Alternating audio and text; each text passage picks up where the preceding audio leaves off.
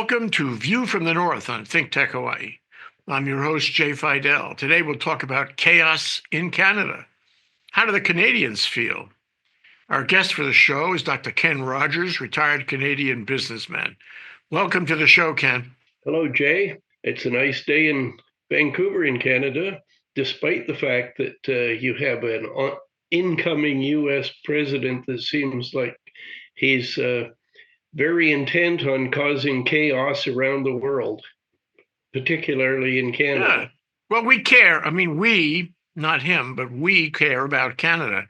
Canada is our closest neighbor, an important trading partner.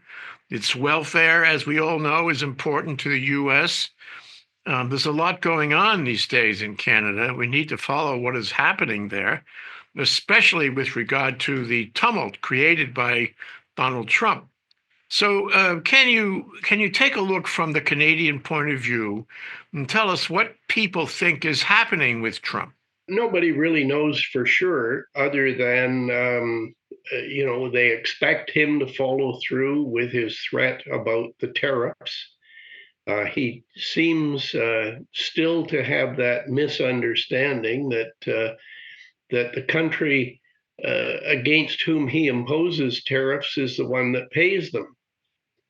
Now, really, a tariff, is an increase in the price at the border. So if you're selling 1 barrel of oil to the United States for $70, and he adds a 25% tariff to that, then you're sitting with it for $90 instead of $70. Well, the person that pays that is the person at the gas pump, in Chicago or Minneapolis or St. Louis or wherever the Canadian oil is handled by the refineries. So, it's a bit of a misunderstanding, but nevertheless, it's extremely disruptive, because if you put a large tariff on any item, if you put it on a jar of peanut butter, example, where they do not make that or sell that from Canada, but nevertheless, if there was a 25% tariff on that, well, then people might start to buy something else, if the price of peanut butter is too high. Well, some items like gasoline, you can't do that to. I wanted to add one other implication that I heard from a commentator by the name of David K. Johnston, who is a retired New York Times investigative reporter who speaks about this. And what he said is that you have another level of unfairness going on. If I import a car for, say, $10,000, the retailer gets a certain percentage of profit. Say it's 10%. So he takes $1,000 off the top. That's the way it is now. But if Trump imposes, say, a $6,000 tariff, that car becomes, let's say it's a Chinese car, that car becomes a $16,000 car. But what happens is the retailer still gets his percentage. And so what's happening is he digs into you for more of a profit.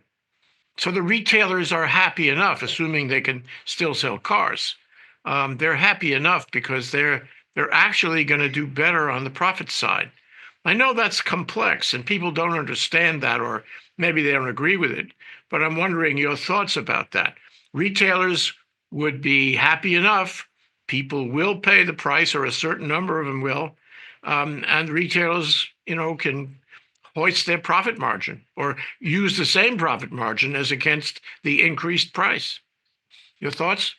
Retail business is really, if the price of your product goes up, I'm going across the street and buying it from somebody else that's a competitive product. There are very, very few products that are so exclusive that you can just pass something on.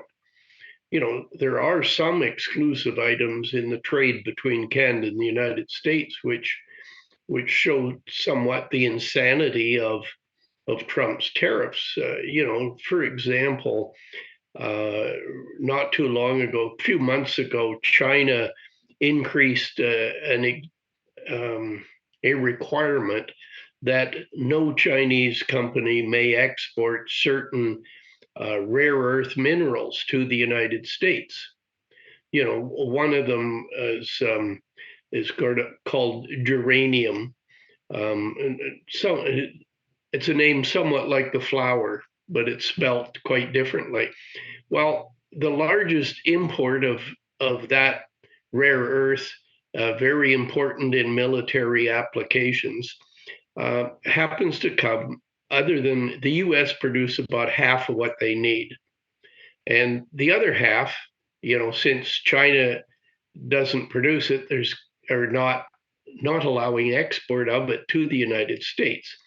Well, most of these rare earth minerals, you have three main places: Canada, Russia, or four main: Canada, Russia, China, and Greenland, since Greenland's in the news nowadays, that have a bunch of these rare earth minerals. Well, one of the interesting things about this particular mineral is that it is produced at a large mine in Alaska, as along with a bunch of zinc.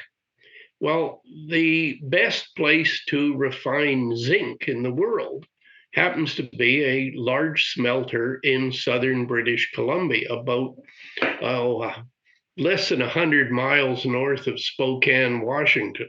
And there's this fantastic refinery. Let's call it, they deal with all kinds of exotic minerals, but they separate them from other minerals. So this rare earth mineral is a teeny weeny percentage of the zinc. Well, if you don't have an economic way to separate the zinc from the ore and purify it, etc., you'll never get this other rare earth mineral. And so here you're sitting where a typical Canada-US trade relation is: you have something that's mined in Alaska, it's shipped south to southern British Columbia, it's refined there, and then it's sold to the United States. Well, how do you think of that in terms of tariffs? A similar, silly item is: let's pretend you had a tariff at the border, and somehow you have a pipeline that has a bunch of oil going through it. And so do you have this tariff suddenly on this oil going through this pipeline? Well, the huge pipelines that go from southern Alberta that feed, let's say, about 4 million barrels a day into, to the United States economy, so the United States in turn can export oil to other countries at a higher price than they're paying the Canadians for the oil that's coming in one side. But the same huge pipeline system supplies most of the oil for Ontario and Quebec. That is, the oil goes south from Alberta, and then it goes, somewhat, it goes across Montana and North Dakota, and and then it goes, around the Great Lakes and into Canada. But it really is kind of impossible to say, well, how do you deal with that? Like, how do you put a tariff on a pipeline, on stuff flowing through a pipeline?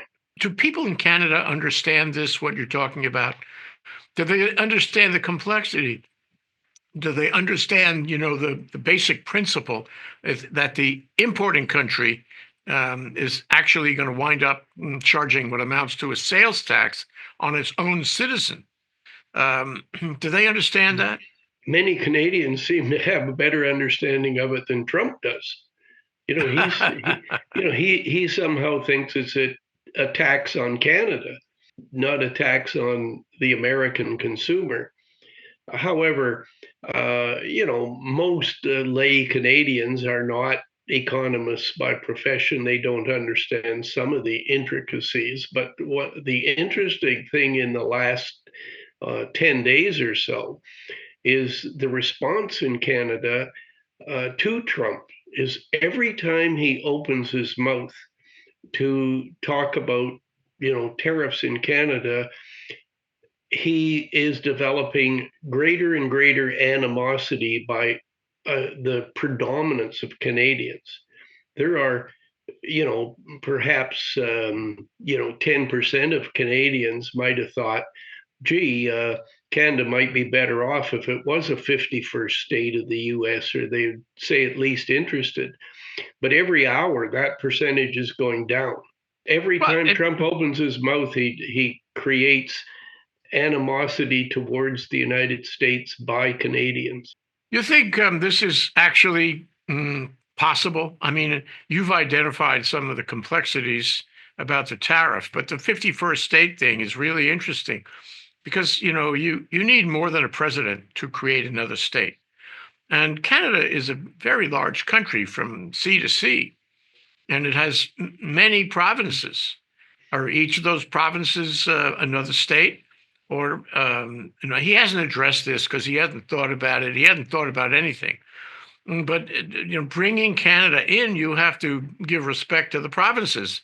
And then, of course, if you make every province a state, you have to identify how many senators they have and congressmen.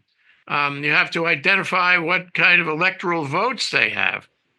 I mean, it's very complicated, and there's people who are going to just blow it off simply because it's legally impossible, virtually impossible, practically impossible. So, I don't think it can happen.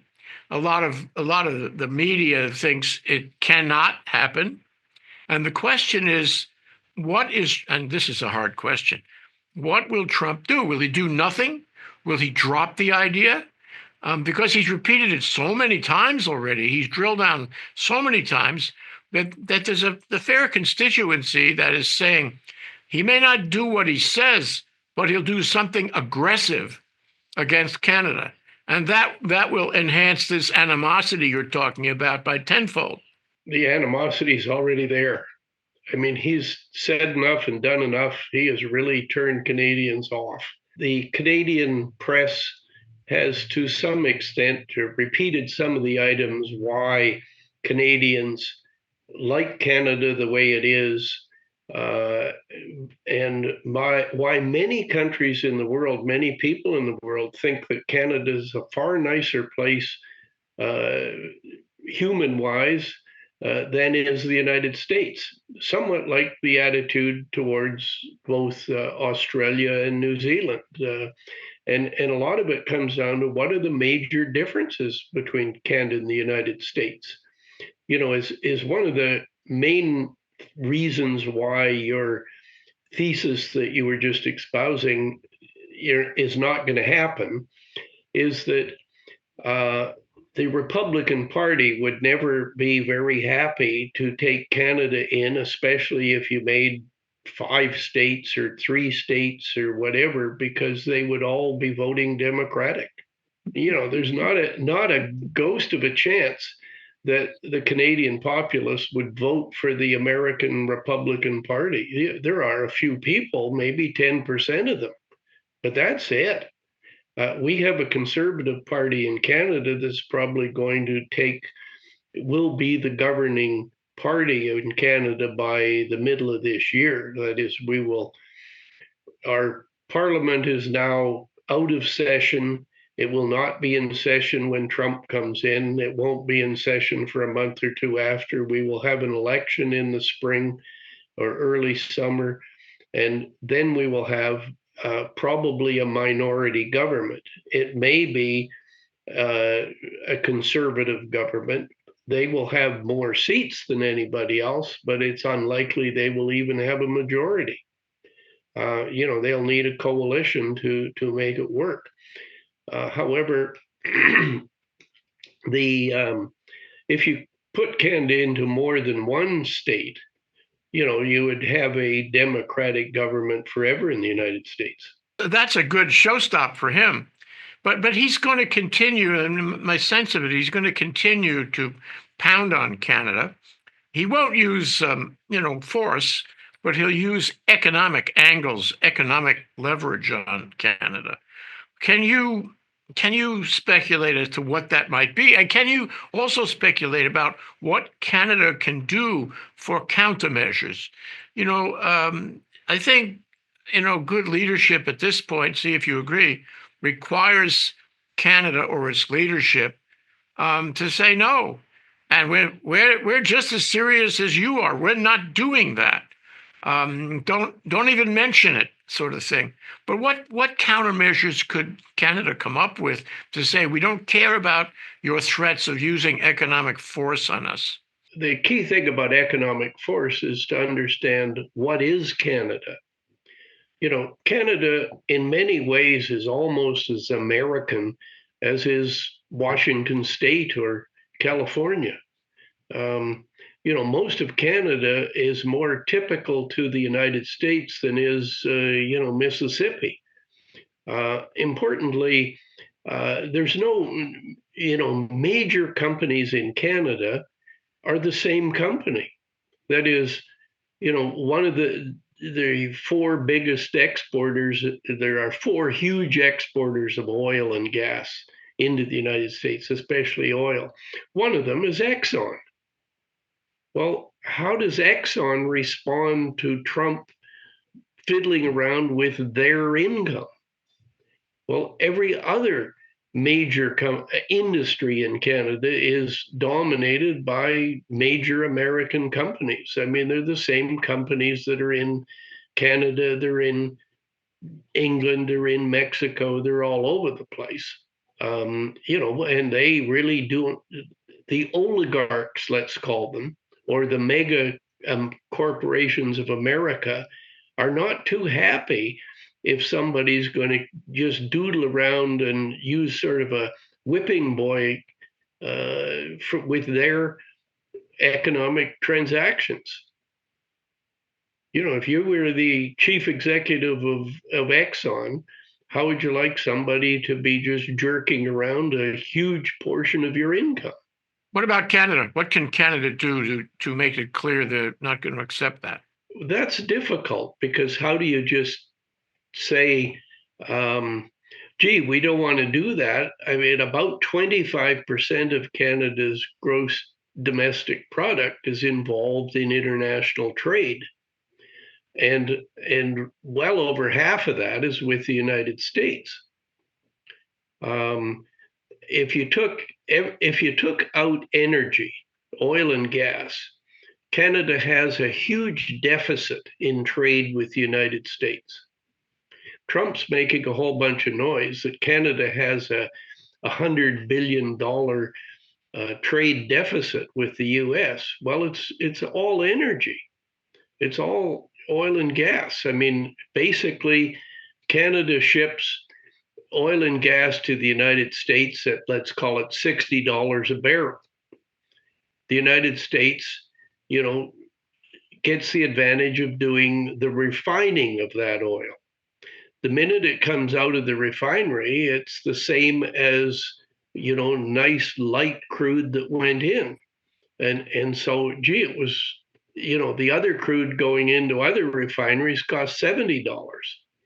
Why is this cost 60? Well, that's because the United States has been a bully and basically said, well, you can't sell it too many other places, so we want a fat discount or whatever. Well, anyhow, you get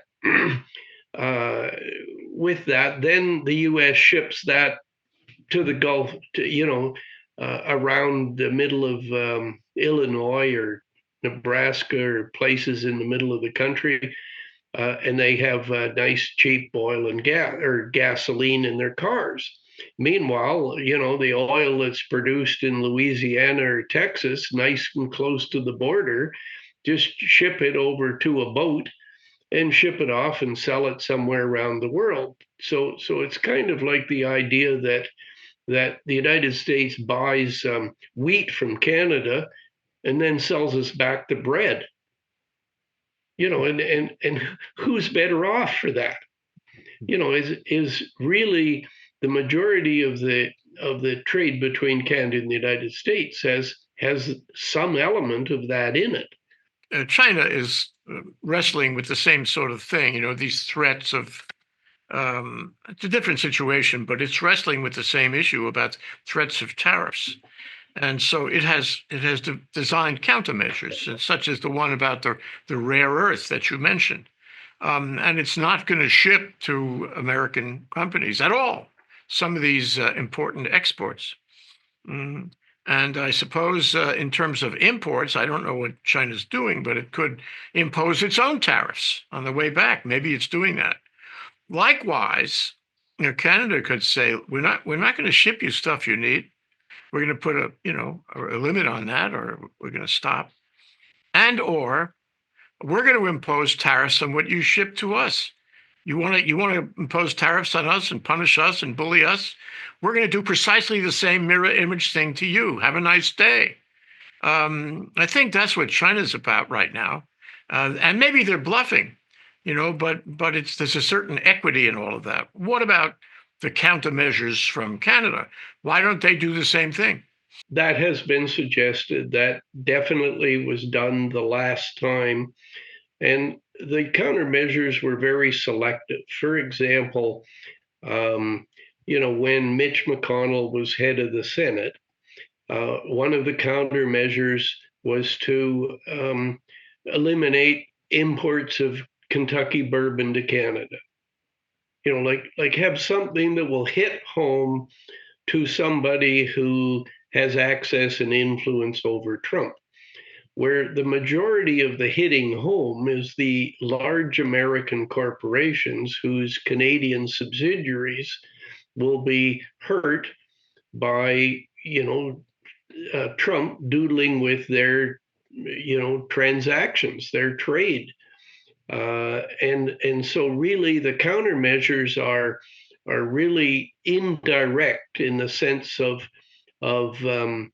Canada using its means to affect the head of corporations, or let's call it the American oligarchs, whose economics are being disrupted by what Trump is doing, to put the pressure on internally within the United States.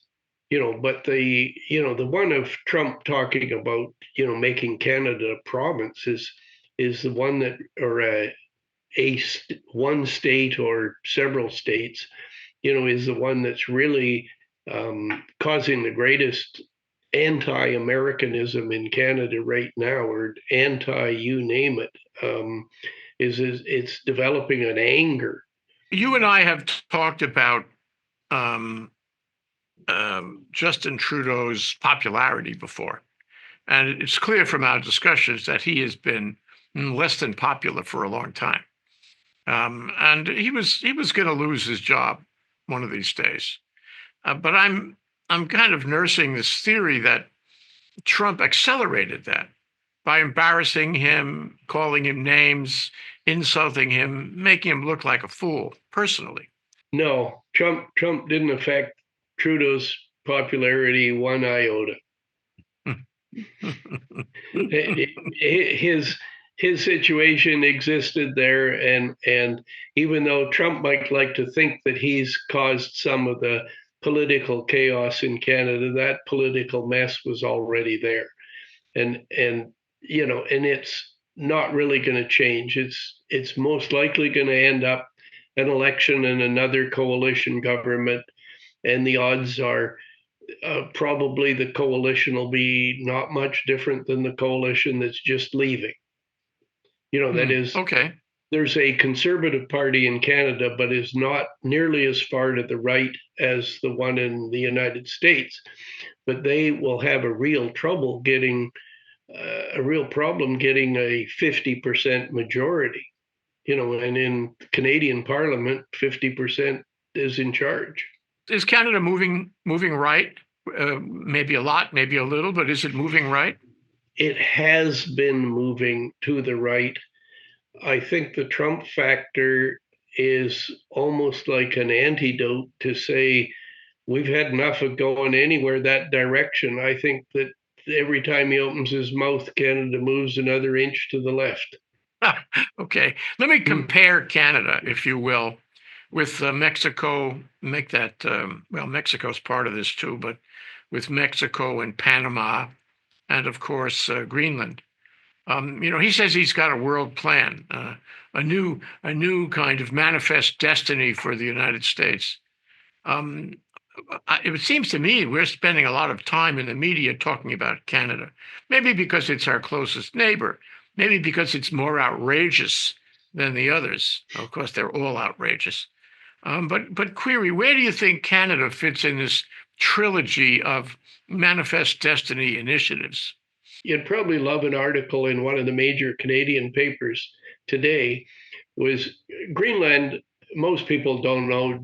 Most Americans don't know geographically exactly where Greenland is, but Greenland is almost like you can not quite spit across the strait, but there's hundreds of miles of border between Canada and Greenland, where we're less than there's just a bunch of icebergs floating down a strait between Greenland and what's called Baffin Island, which is straight north of Canada. As most Americans are used to looking at a map where the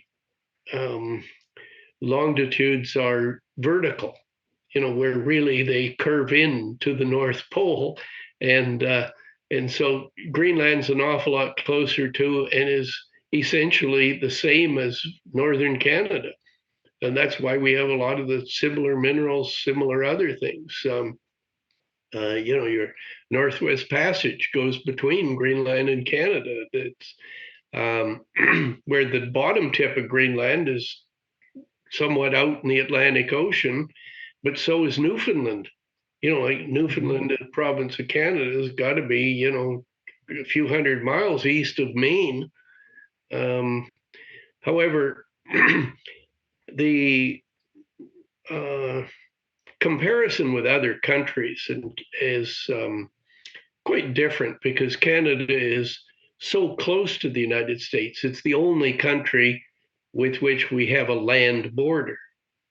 The next closest country, is Greenland. And then you say, well, what's next is Russia. So what was the thrust of this story you talked about in the media this morning? It was that Greenland should join Canada because we have more in common. And then together we could hold out all the rare earth minerals and bring the United States to heel more quickly. And it was partly tongue in cheek, but partly realistic because, who lives in Greenland? They are, an American might simply say they're all Eskimos. Well, there's actually a race called Inuit, and the Inuit are in northeastern Canada and in Greenland, and they go back and forth and they trade with each other. Canada has lots of trade with Greenland as a percentage of what Greenland trades with anybody. They do more with Canada than they do with Denmark or Europe, even though they, originally started as a colony of Denmark or whatever you want to call it. Like, all of the European countries built their empire and they had these countries. You talk about tongue in cheek, and that's the issue. And we can't know what's on Trump's mind because he takes regular and continuing steps to obfuscate what's on his mind, what he really will do or not do. But I think the prognostications are that he's going to do something, and that's troubling. That when you conclude he's going to do something, but you don't know what he's going to do, and he's not going to tell you what he's going to do, and it's all going to be an unpleasant surprise. My theory, Ken, is that this is a distraction. All of it, all three of these initiatives, these manifest destiny initiatives, are distractions. That he cannot perform on any of them. He won't be able to do what he says he can do. And what he's really telling us is he doesn't want us to pay attention to some other things that are happening. For example, the Senate hearings to confirm his various unhinged nominations. That's the sort of armchair psychology, but I think it's a distraction, and I am basing that on all the distractions he used in the past. What do you think? I think there's a major element of truth to that. I also think that Trump likes to, throw something in the air and see what happens. Like, make the comment about Trudeau, see what happens. Well, it didn't change much. He may think that he caused some demise of Trudeau, but it was already done. The other things, he'll try them out. How about a 25% tariff on everything from Canada and everything from Mexico? That doesn't even make sense to any American economist. That doesn't mean he won't do it.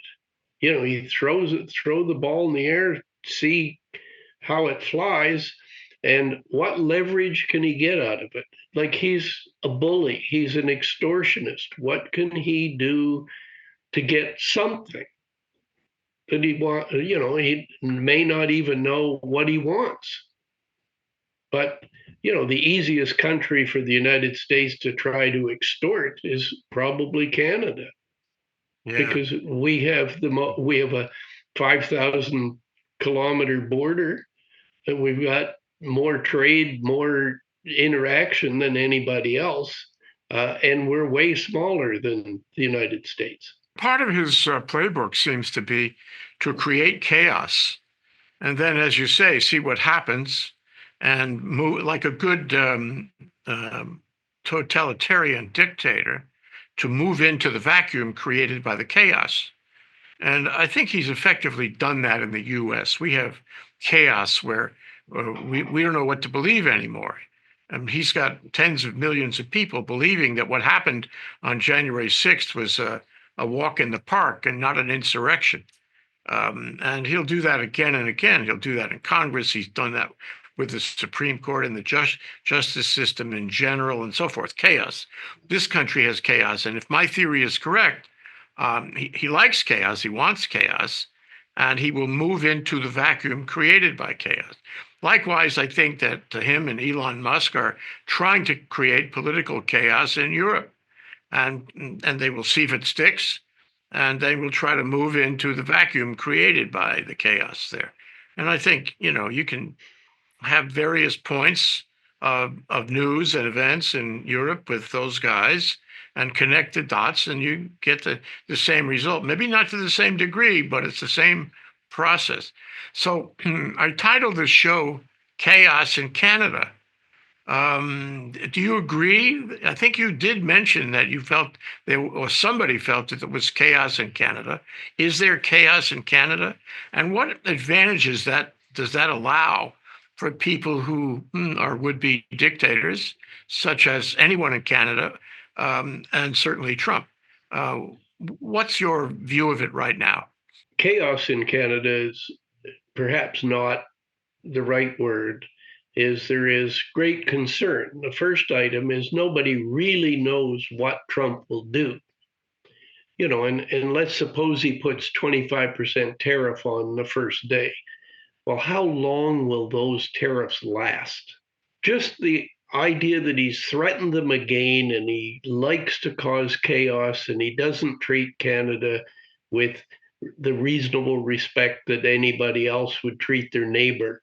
How do you, just because you might be wealthier or bigger and tougher than the guy who lives next door to you, you don't go over and beat him up every so often, just to remind him that you're bigger than he is, or you're tougher than him, or whatever. And you don't, somehow economically, if you just happen to own the bank where he deals, you don't go and call his loans or something to cause him financial trouble. That's really nice neighborly treatment. Well, that's how Trump is with Canada, with Europe, with everybody. And accordingly, the US, it will be less and less popular in the world every day that Trump's around and every time he opens his mouth. It's really, sad. I mean, I went to university in the United States and have great respect for American people, but even my opinion of the United States has gone downhill dramatically with Trump. Wait till the inauguration, because a lot of people in this country won't be able to tolerate what he's going to do. The ones who will be attacked, who will suffer, unjustified tax audits and all that, they're going to want to leave. And to my observation, there's a lot of people talking about where they would go and what they would do and how they would protect themselves. I mean, I think most people want to stay around and sort of weather the storm. Some people want to reorganize their lives to minimize the risk, and other people want to find a nice place outside the United States to settle down. And one of those places is Canada. But my understanding is that Canada is not crazy about having tons of people come across the border. This, at least for some people in Canada, this creates a problem. What do you think? That is true right now. As a generalization, Canadians would love to have tons and tons of Americans come and move to Canada because they're in most regards the closest to what Canadians are. They're most similar. They have similar. Most of them have similar sense of values. And if they're coming to Canada, they're looking normally to appreciate the difference that Canada has from the United States, rather than feeling sad that Canada doesn't have guns and as much drug problem and as much criminal problem, like crime is nowhere near the scale it is in the United States. And maybe they love having crime. I don't know. But certainly I think that there's good reasons why lots of people prefer Canada to the United States. Despite the fact that the United States has a much more diverse weather choice for a person to move to, which is a big factor in why people would wish to move somewhere. Some American that lives in California is unlikely to say, their first pick is to move to Manitoba, Saskatchewan, or something. Well, that's like saying, why wouldn't they move to Minnesota? They'd rather move to Australia, maybe. Well, that's pretty appealing, but I think both Australia and New Zealand are making it more difficult for Americans to settle there and get permanent residence. Anyway, you said something about guns, and I had forgotten the huge distinction between the U.S. and Canada, and we have this kind of federal issue emerging in the courts where the Republicans are saying, well, we want to pass everything off to the states, sort of reverse federalism, like the abortion issue. We're going to try to get all the states to do their own thing. And there's all kinds of issues coming up where that's the position they take. But on guns, I find it really remarkable that it's actually reversing, and that Trump has put a bill into Congress to make it lawful for a person to carry a loaded weapon from a state that permits that to a state that doesn't permit that. So he's looking for uniformity so that anyone from any state can carry a loaded gun to any other state. And it's really upside down in view of the reverse federalism that the Republicans have been pitching. Anyway, we're out of time, Ken. Why don't you give your final comments to the Americans about what is happening here and how they should feel about Canada these days? I think that Canada and the United States will be friends in the long run, but I think that the Trump effect will be to isolate the United States far more than it has been, and to the detriment of the United States. Their position in the world will go down very, very dramatically because of the isolationist attitude and the anti policies that he brings into what were yesterday the US's good friends. Yeah, God knows what happens after Inauguration Day. Thanks so much, Dr. Ken Rogers, retired Canadian businessman. I'm your host, Jay Fidell. This is View from the North. Thanks for watching. Aloha.